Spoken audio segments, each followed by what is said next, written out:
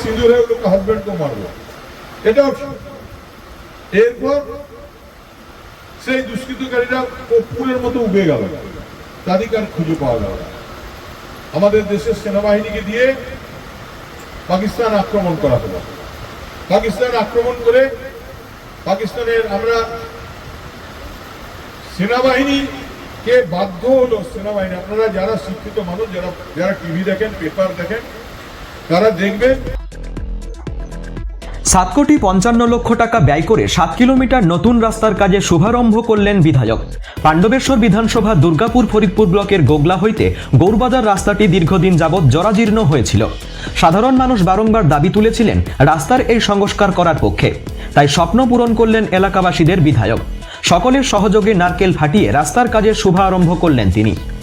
রাস্তাটি মূলত পশ্চিম বর্ধমান ও বীরভূমের বাইপাস সংযোগস্থল, তাই প্রচুর ব্যস্ততম রাস্তাটি প্রয়োজন ছিল এলাকাবাসীর।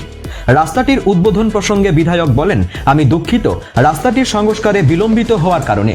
তার কারণ রাস্তাটি প্রায় 10 বার টেন্ডার প্রক্রিয়ার মাধ্যমে এসেছিল, কিন্তু কোনো সংস্থা রাস্তাটির সংস্কারে আগ্রহ করেনি।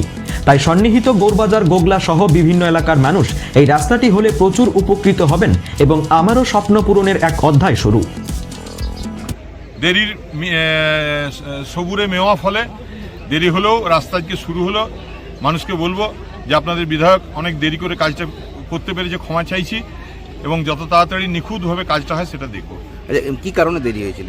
দেরি হয়েছে আসলে এটা 5 বছরের মেনটেন্যান্সের এর সঙ্গে জোড়া ছিল। প্রায় 7,55,00,000 টাকার কাজ, কিন্তু তার সঙ্গে 5 বছর মেনটেন্যান্স আছে।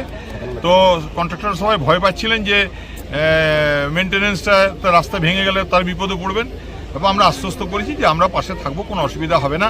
তারপর আজকে টেন্ডার হয়েছে প্রায় 11 থেকে 12 বার এটা হয়েছে, টেন্ডার হয়েছে। তারপর অবশেষে এটা টেন্ডার ফাইনাল হয়েছে, ডিপিআর হয়ে গেছে, ওয়ার্ক অর্ডার হয়ে গেছে। আজকে শুভারম্ভ হলো, আমি খুব খুশি। মানুষের মুখে হাসি, মানুষের স্বতঃস্ফূর্ত আনন্দ, এত মানুষের জমায়েত, খুব ভালো লেগেছে।